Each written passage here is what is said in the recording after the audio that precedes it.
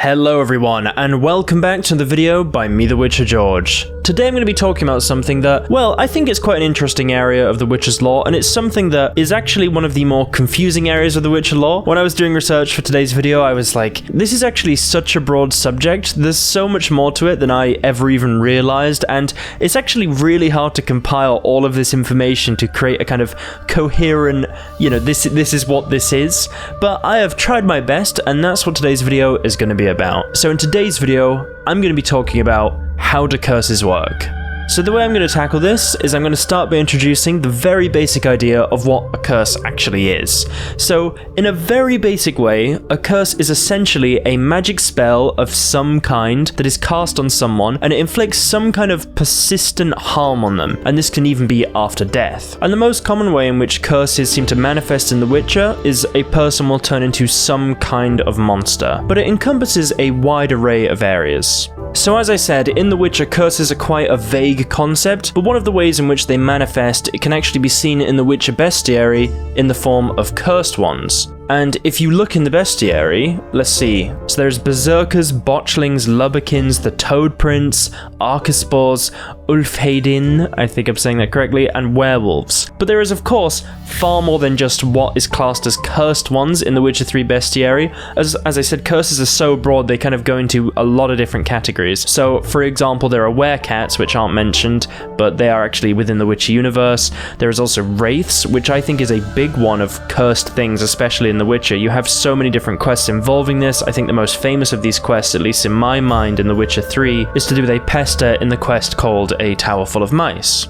But there is also other cursed monsters in The Witcher, like the Striggers, which, I mean, the best example, almost the only example we really have of this is what happened to Ada. She was cursed intentionally before she was born. There's also Nivellen, who was cursed and transformed into a sort of humanoid bear or beast-like thing. There was also Freixenet, who was cursed and transformed into a kind of bird. There's Vivienne, who's transformed into a kind of bird thing as well. There's all these bird things, apparently. And also Emir, who was transformed into a hedgehog man. So there's a lot of these kind of turning into an animal, monster, weird thing, that kind of thing.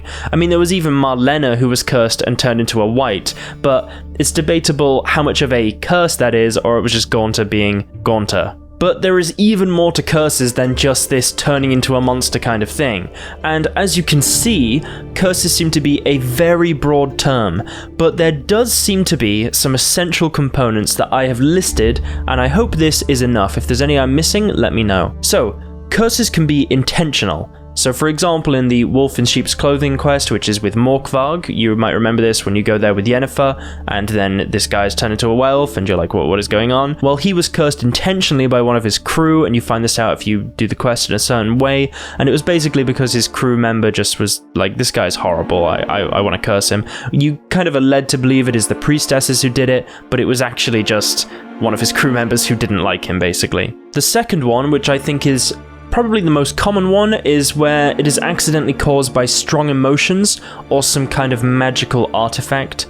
For example, the Eternal Battle in The Witcher 2 was caused by seemingly Henselt killing a priest on a magical artifact, which kind of broke and then reawakened a battle between Edirn and Kedwen that had previously been fought, although the actual cause of this curse seems to be also linked with the burning of Sabrina Glevizig, as she put a curse on that particular battle, as she was at that battle with Henselt, as she basically was burned alive because she caused Henselt to lose, or at least he thought so. So yet again, this one, very vague, seems to be linked with kind of accidental because it happened immediately after Henselt killed a priest, but then it also is obviously because of Sabrina Glevizig. So yet again, a mixture. And also even the Morkvarg one was caused by an artifact because it was, I believe it was a pendant that was used by Morkvarg's crewmate. So there is a level of intentionality with it, and then accidental. And I think a more obvious example of a curse that's caused kind of accidentally or by strong emotions are the general wraith stories that we see in the games. So as I said before, for example with the quest A Tower Full of Mice, when Annabelle became a pester after she was eaten alive by rats, and she had a lot of strong emotion around that, especially with her lover, who she can then actually kill and then be, I suppose, cured. And then finally, which I think is one of the more interesting parts of curses, is that they can actually be inherited. So you can have this with a werewolf or a werebear. I imagine it's also the same with a werecat, where they can be inherited from parents to children. And some people don't actually believe that these are curses, but at least witches consider it to be a curse. But what's also interesting is that werewolves and werebears also occur naturally. They're not always necessarily humans, so yet again, it's a little bit confusing. And this particular confusing point actually brought me to what I think is quite an important question, which is, can humans become any monster, or is it linked to a specific sort of cursed monster? And it seems to me that curses can be any of the, I suppose, more kind of wild monsters. For example, you don't see someone getting cursed and turned into like a dragon, because dragons are a little bit different, I guess. But generally it's sort of like one of the more kind of wild monsters, maybe the kind of older monsters you could think, something that's a little bit more, well, I suppose less intelligent, or something that's maybe closer to what you would actually describe as a monster. A dragon is not really a monster, I suppose. It's more of an intelligent being. But what I will say is there is nothing that says there is an obvious limit on what is and isn't a curse and what allows for it. So it could technically be any monster, but there is the general monsters we see, like wraiths and werewolves and werebears, that kind of thing. But I think a particularly interesting curse was with Marlena, how she became a wight. Well, she particularly became a spotted wight, which is thought to be one of the rarer forms of wights, and that is a literal monster. So she did become a monster with the curse. It's a little bit more than just sort of becoming one of these general monsters, so it does seem to be a very broad sense of what you can actually be turned into. But yet again, this was by Gaunter, so maybe that's a special thing for him. It's one of those things that it could indicate that curses could let you turn into any kind of monster, but we're still not completely sure. But what's also interesting is there is these monsters that are normal monsters that people can turn into, but there is also specific monsters that only occur seemingly because of a curse. So for example, botchlings and lubberkins are only created, it seems, from the improper burial of unborn infants. Nivellen becoming a sort of bear guy was a sort of unique thing to him, it seems. Emir becoming the hedgehog man was done because it was kind of a joke, because Emir's name in Nilfgaardian is an old word for hedgehog, or at least sounds similar to it. And even plague maidens or wraiths seem to come from cursed people in some way. That's my impression, at least. And I suppose there's also Vivienne, who became a very unique cursed sort of bird lady by an unknown forest creature who was jealous of her parents' happiness and thought they were trespassing. So there is these specific monsters or forms of things that are created from curses as well. There are of course far more curses in the Witcher books and games that you could use to sort of put these points across, but I think I have covered almost every area of the general curses in The Witcher 3 to give you this idea that essentially curses are a very broad term and are generally associated with some kind of negative event in which someone is intentionally or unintentionally afflicted with a magical issue.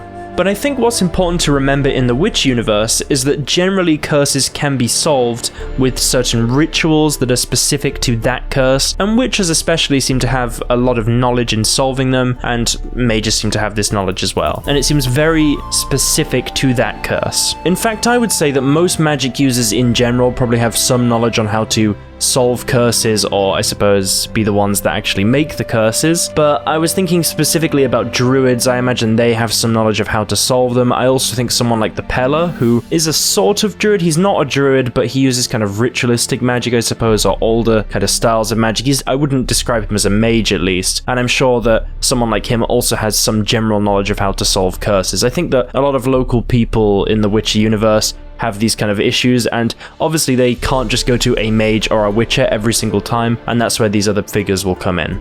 And after this curse is solved, the individual can sometimes survive, but more often than not pass on. Solving someone, for example, if someone is a wraith, solving that curse generally means allowing them to pass on. It is not necessarily about kind of keeping them alive or something like that, it's just solving the curse. But anyway guys, that's it for today's video. I hope you've enjoyed it. I think curses are one of those things that is one of the more interesting parts of the Witcher lore. I remember doing that quest with the pigs, where the village turns into pigs. That was a really fun Witcher quest. I think most of the really fun contracts seem to involve these kind of curses. It's a very vague thing, but I think it's still such an interesting part of the Witcher lore.